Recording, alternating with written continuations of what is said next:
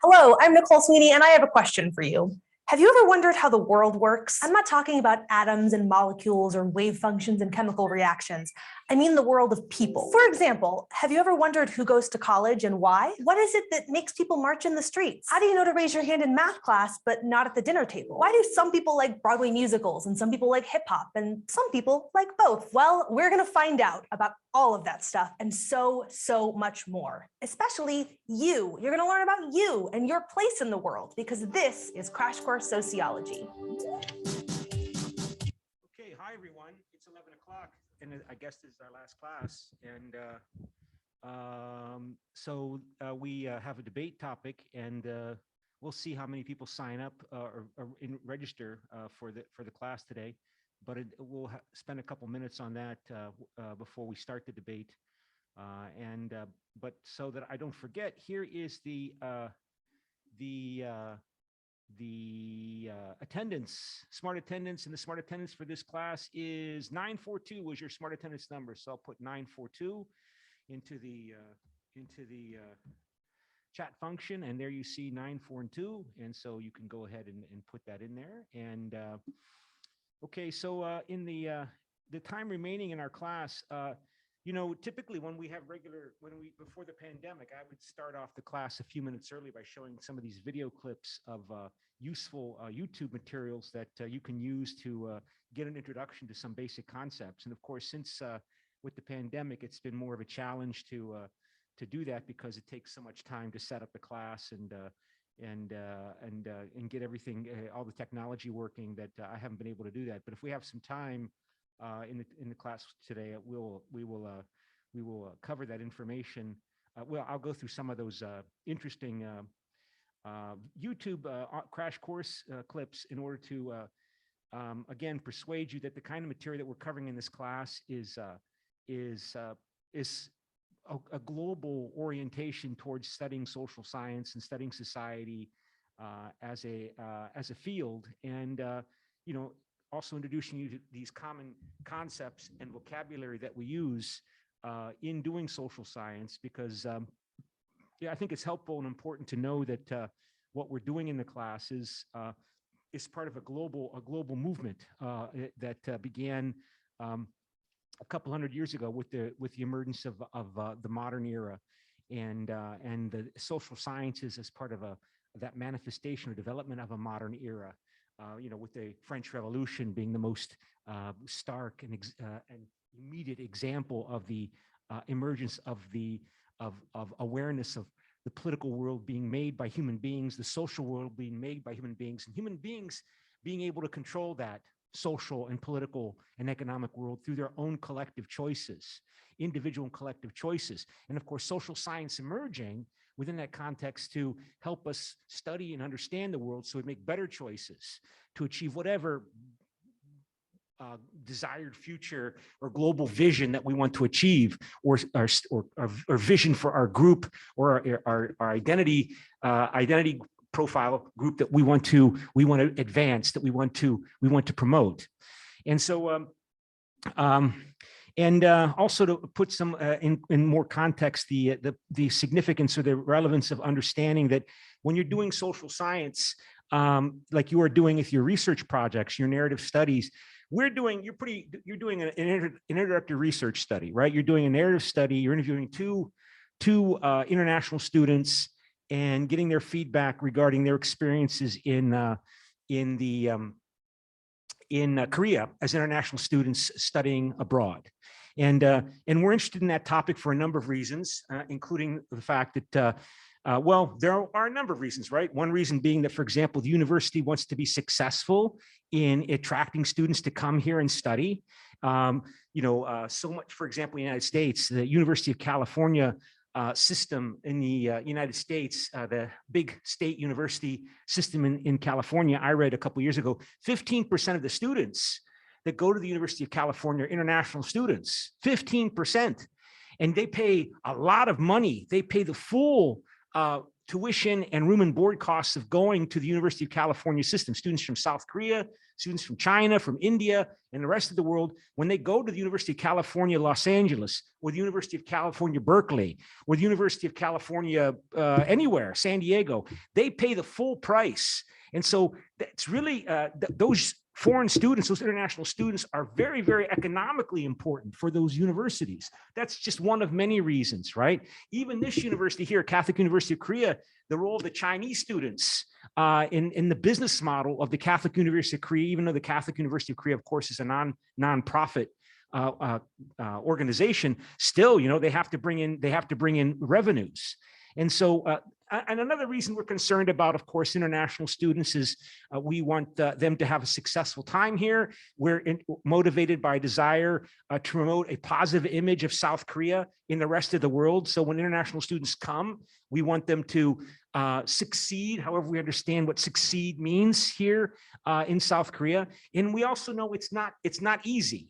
It's not easy. I already mentioned how in the time that I've been here, I've seen more than a couple of times students, international students coming to Catholic University of Korea, and then they leave.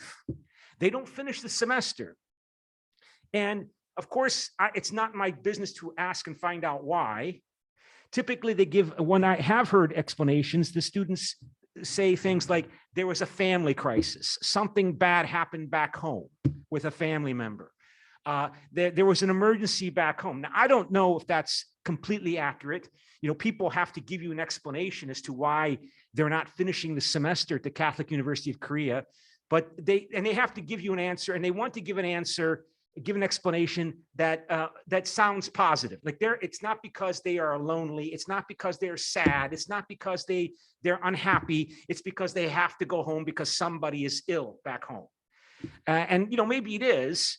You know, of course, with Zoom and this semester's use of Zoom internet video conferencing to teach classes around the whole world, it's been a little bit easier to accommodate these international students who, for whatever reason, are not physically here, but they're still taking the class. And I don't know what the university is going to do with video conferencing software regarding using that or allowing that. I mean, I won't go into detail here, but it's important for a lot of reasons. And because you were talking about how people's emotions and their mental and emotional health when they're at the Catholic University of Korea, it can become a sensitive topic. And you know, your research projects are basic introductory research projects, right? So we're not so worried about the reactions of those students that you find and who agree to be interviewed by you. But if you do your master's degree, if you go to master's program here at the Catholic University of Korea, you will have to do a more developed, involved research project, master's research thesis. And the master's research thesis is, you know, is long, you know, I think it's many pages in length, much longer than, you know, than the 2 pages that we have to write in our projects here in this class. And you have to come up with a research program. You have to come up with a research methodology, all of the elements that we've been just talking about in this class particularly when we're covering the Cresswell and Poth readings in the Cresswell and Poth book.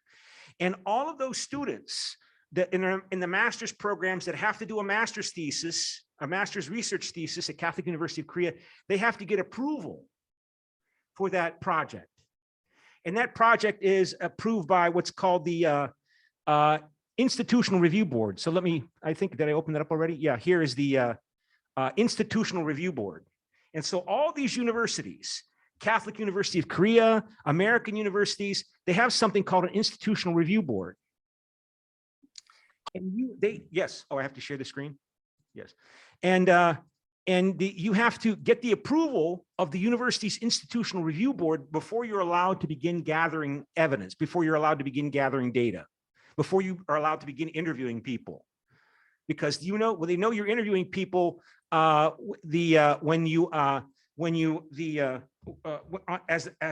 a student at the Catholic University of Korea. So they know you're interviewing people as a student at the Catholic University of Korea. So the Catholic University of Korea is somehow potentially legally responsible if something happens in you doing your research. And if you ask the kind of questions or asking that are on sensitive topics, then,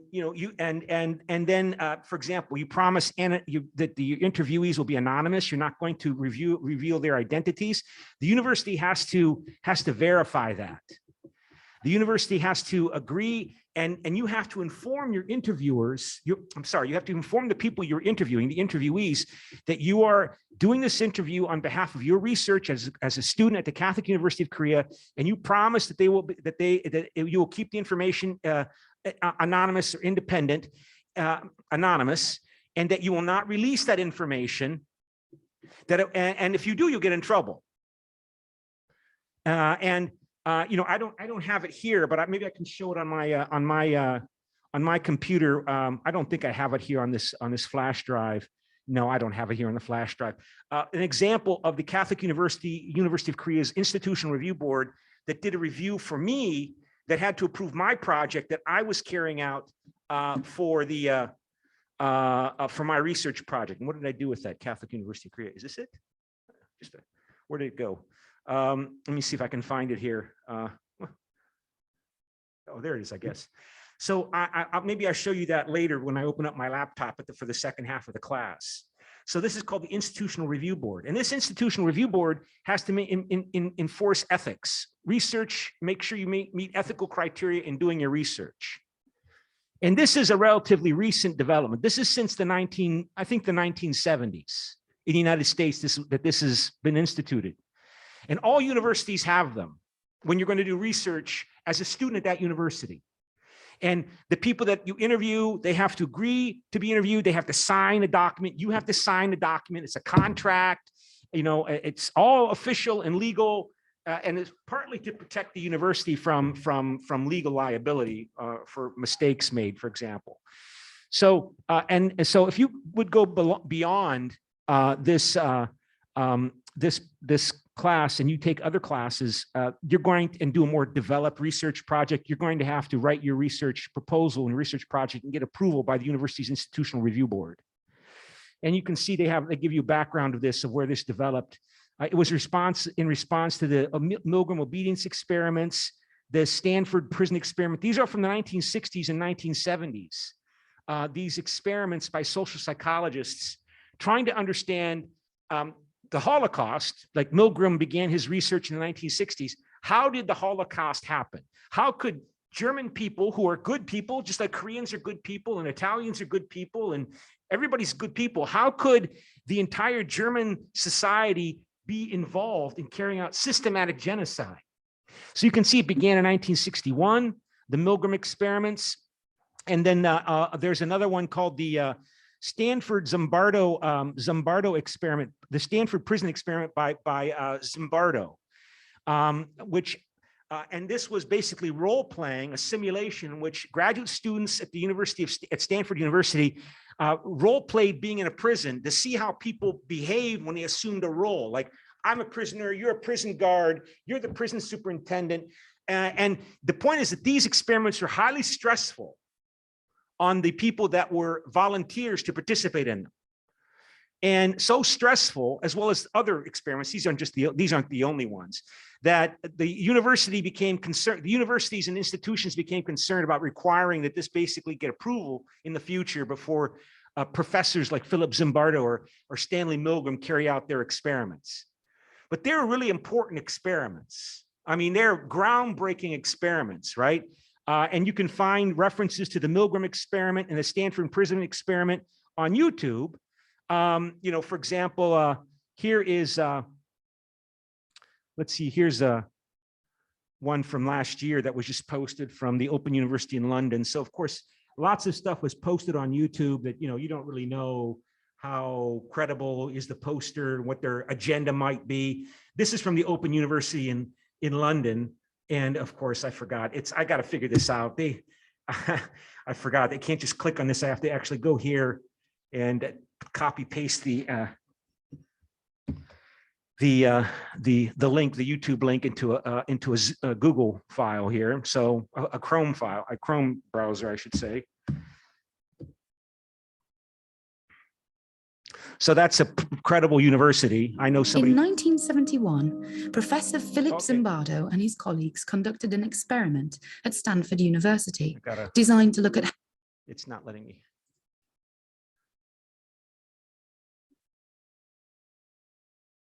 How ordinary men might behave if given the role of guards and prisoners. Their research was groundbreaking at the time, but it also raised an enormous number of questions for social psychology. The subject matter, outcomes, and methods are all of continuing interest to contemporary researchers.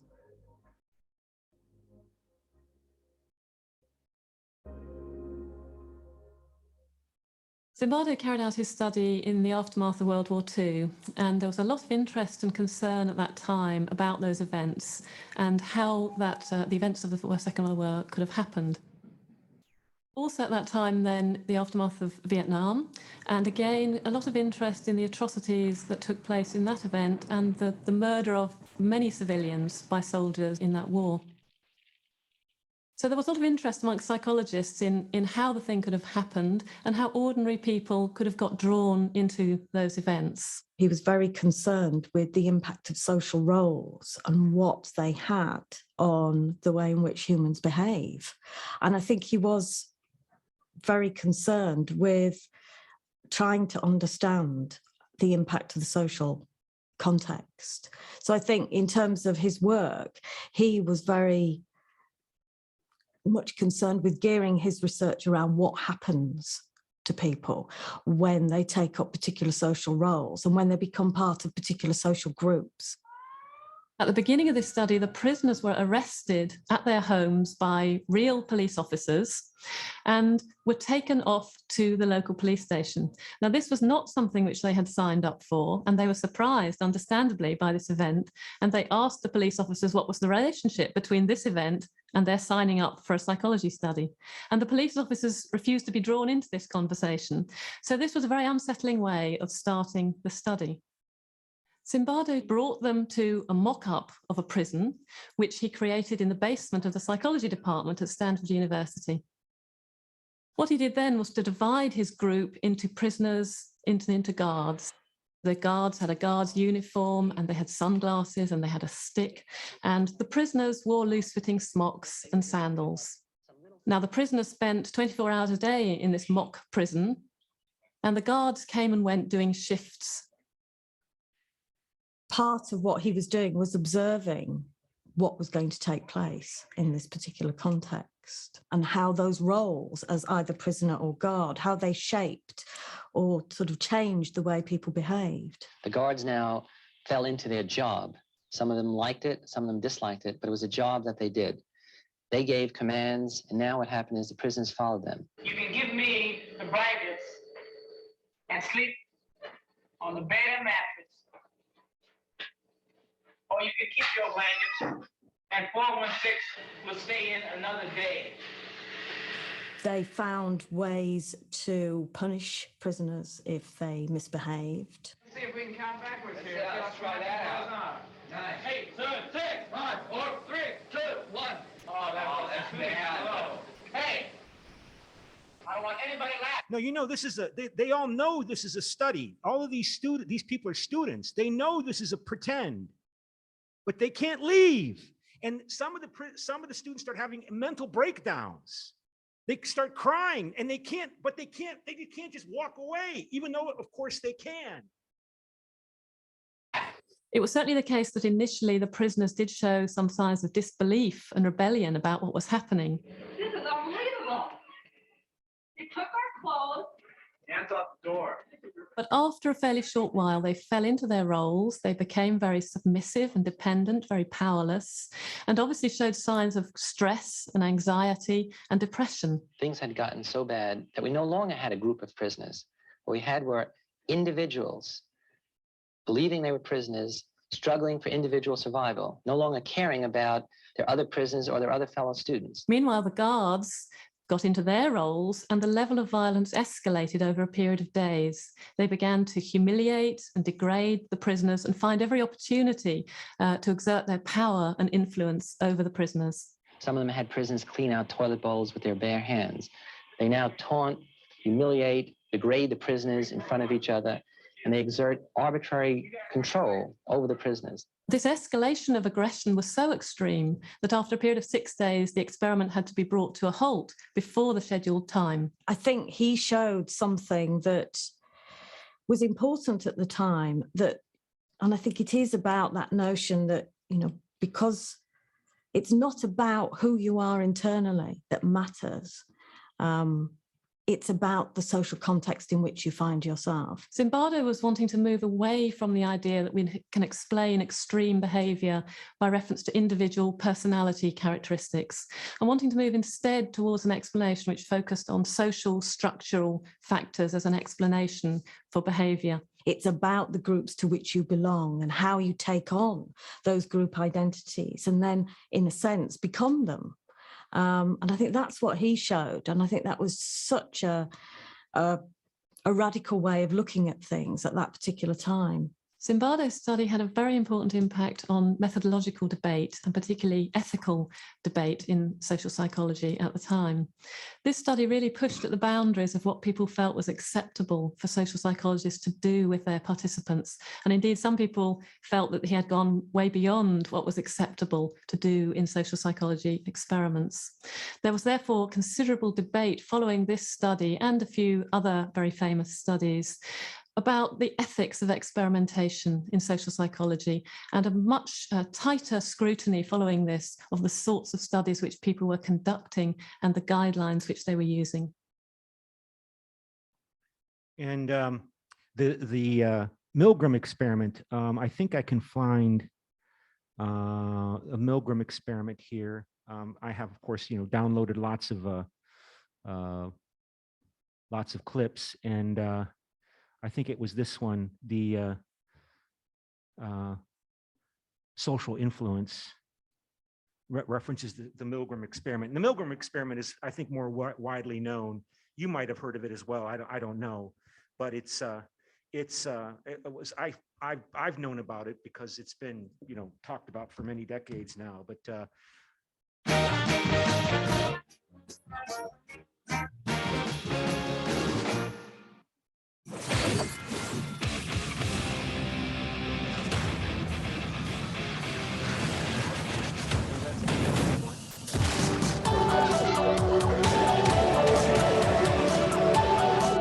if someone in a position of authority told you to stop walking on the grass, you would Sociology stop got its walking start on the thanks to a grass, French right? And if philosopher they named told you to Descartes in help the someone's 1800s. grandma He wanted cross there to the be- street or pick I up mean, your the dog's world- poop or put your shoes on before you go into a store, you'd probably comply. But what if they ordered you to physically hurt another person? You're probably thinking, no way, I could never do something like that. But there's a good chance you're wrong.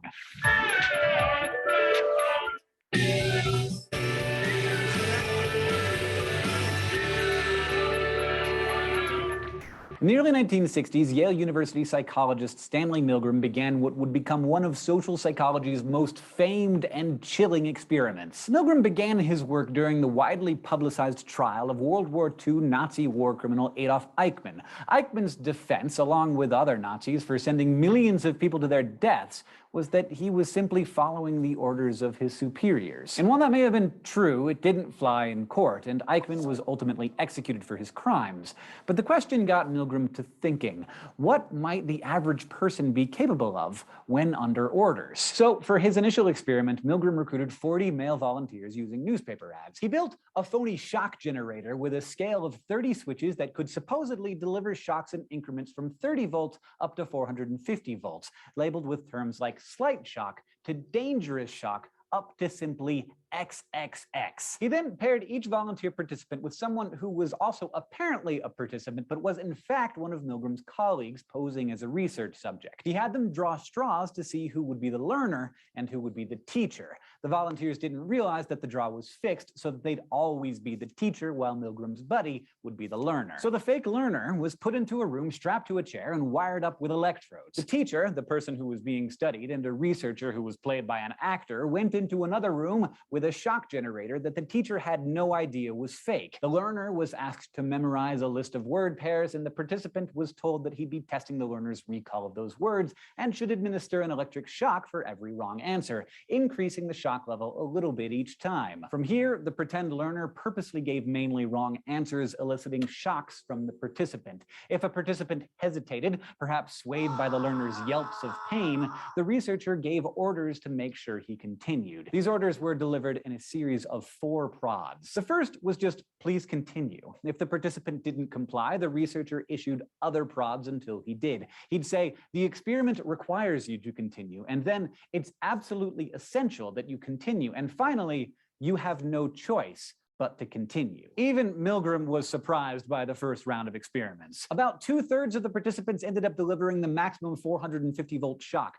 All of the volunteers continued to at least 300 volts. Over years, Milgram kept conducting this experiment, changing the situation in different ways to see if it had any effect on people's obedience. What he repeatedly found was that obedience was highest when the person giving the orders was nearby and was perceived as an authority figure, especially if they were from a prestigious institution. This was also true if the victim was depersonalized or placed at a distance, such as in another room. Plus, subjects were more likely to comply with orders if they didn't see anyone else disobeying, if there were no role models of defiance. In the end, Milgram's path-breaking work shed some seriously harsh light on the enormous power of 2 of the key cornerstone topics of social psychology: social influence and conformity. We all conform to some sort of social norms, like following traffic laws or even obeying the dress codes for different roles and environments. When we know how to act in a certain group or setting, life just seems to go more smoothly. Some of this conformity is non-conscious automatic mimicry, like how you're likely to laugh if you see someone else laughing or nod your head when they're nodding. In this way, group behavior can be contagious. But overall, conformity describes how we adjust our behavior or thinking to follow the behavior or rules of the group we belong to. Social psychologists have always been curious about the degree to which a person might follow or rebel against their group's social norms. During the early 1950s, Polish-American psychologist Solomon Asch expressed the power of conformity through a simple test. In this experiment, a volunteer is told that they're participating in a study on visual perception and is seated at a table with 5 other people. The experimenter shows the group a picture of a standard line and 3 comparison lines of various lengths, and then asks the people to say which of the 3 lines matches the comparison line. It's clear to anyone with any kind of good vision that the second line is the right answer. But the thing is, most, if not all, of the other people in the group start choosing the wrong line. The participant doesn't know that those other people are all actors, a common deception used in social psychological research, and they are intentionally giving the wrong answer. This causes the real participant to struggle with trusting their own eyes or going with the group. In the end, most subjects still gave what they knew was the correct answer, but more than 1/3 were essentially just willing to give the wrong answer to mesh with the group. Asch and subsequent researchers found that people are more likely to conform to a group if they're made to feel incompetent or insecure and are in a group of 3 or more people, especially if all those people agree. It also certainly doesn't hurt if the person admires the group because of maybe their status or their attractiveness, and if they feel that others are watching their behavior. We also tend to conform more if we're from a culture that puts particular emphasis on respect for social standards. This might sound a little bit familiar, like it's all of high school, fraternities or sororities, the big company you work for, or any other group that you've ever been a part of. The classic experiments of Milgram and Asch showed us that people conform for lots of different reasons, but they both underscored the power of situation in conformity, whether that situation elicits respect for authority, fear of being different, fear of rejection, or simply a desire for approval. This is known as normative social influence, the idea that we comply in order to fuel our need to be liked or belong. But of course, groups influence our behavior in more ways than just conformity and obedience. For example, we may perform better or worse in front of a group. This is called social facilitation, and it's what might, say, help you sprint the last 100 meters of a race if people are cheering you on, but it's also what can make you nervous enough to forget the words to that poetry you were supposed to be slamming in front of a crowd. But that's what can happen in front of a group. What happens when you're actually part of a group? Do you work harder or start slacking? One study found that if you blindfold students, hand them a rope, and tell them to pull as hard as they can in a game of tug of war, the subjects will put in less work if they think they're part of a team instead of pulling by themselves. About 20% less, it turns out. This tendency to exert less effort when you're not individually accountable is called social loafing. It's pretty good. You can now add the word loafing to your scientific vocabulary. But a group's ability to either arouse or lessen our feelings of personal responsibility can make us do more dangerous things than just phone in some group homework assignment. It can also lead to de-individuation, the loss of self-awareness and restraint that can occur in group situations. Being part of a crowd can create a powerful combination of arousal and anonymity. It's part of what fuels riots and lynch mobs and online trolling. The less individual we feel, the more we're at the mercy of the experience of our group, whether it's good or bad. And it should come as no surprise that the attitudes and beliefs we bring to a group grow stronger when we talk with others who share them. This is a process psychologists know as group polarization, and it often translates into a nasty us versus them dynamic. And you know what is great at polarizing groups? The internet. The internet has made it easier than ever to connect like-minded people and magnify their inclinations. This can, of course, breed haters, like racists may become more racist in the absence of conflicting viewpoints, but it can and often does work for good, promoting education, crowdsourcing things like fundraising, and organizing people to fight all kinds of world suck. And group dynamics can not only affect our personal decisions, they can also influence really big decisions on a larger, even national scale. Groupthink is a term coined by social psychologist Irving Janis to describe what happens when a group makes bad decisions because they're too caught up in the unique internal logic of their group. When a group gets wrapped up in itself and everyone agrees with each other, no one stops to think about other perspectives. As a result, you get some big and bad ideas, including some enormous historical fiascos like the Watergate cover-up and the Bay of Pigs invasion and the Chernobyl nuclear reactor accident. So while two heads may often be better than one, it's important to make sure those heads are still open to different opinions, or they can do some really dumb stuff. In the end, it's best to understand ourselves and our decisions as informed simultaneously by both individual and group factors, personality, and situation. And don't get too freaked out about what people are capable of. I mean, just think back to Milgram's experiment. For the 2/3 of us who would shock someone to death in the right circumstance, there's another third who wouldn't, reminding us that while group behavior is powerful, so is individual choice. Today, you learned about the power of social Okay, so again, by the way, you know, you saw that reference in the description of the Milgram experiment to the reference to science and claiming that we have to continue on with the shocks of the subject on behalf of learning through the scientific experiment. And I should also mention that, of course, this focus on science is also relevant to another infamous case of the bad treatment of see if I can find it here. Yeah, bad treatment of human beings in the Tuskegee syphilis study. So Tuskegee is a place, I think, where is that? Is that in Tennessee or in Alabama, where scientists wanted to see the impact of sexually transmitted disease syphilis on human beings as it progressed without being treated for years and years and years. And it was done primarily on Negro black men in prison in Tuskegee, Alabama. And this went from 1932 until 1972. So these black men were not given penicillin, you know, to kill the bacteria, the syphilis bacteria that causes this ultimately death, because they wanted to see the impact of what they wanted to learn, how this disease develops over time. And of course, the fact that they were black men, of course, was played some kind of a role in why this was considered socially acceptable. And this only stopped in 1972, 10 years after I was born. And this was, again, one of the most outrageous examples of immorality and unethical behavior in scientific research. And of course, it brings to mind how many scientists in the Nazi regime in Germany under Hitler also engaged in horrible experiments that were justified by the racist ideology of the Nazi regime. So this Tuskegee syphilis study, Milgram's experiment, and the Stanford prison study are the three top studies typically mentioned in terms of pushing universities and academic research institutions to establish these institutional review boards. And I'm going to close the office computer now and move to my laptop for the next part of the class. So please stand by for a couple of minutes.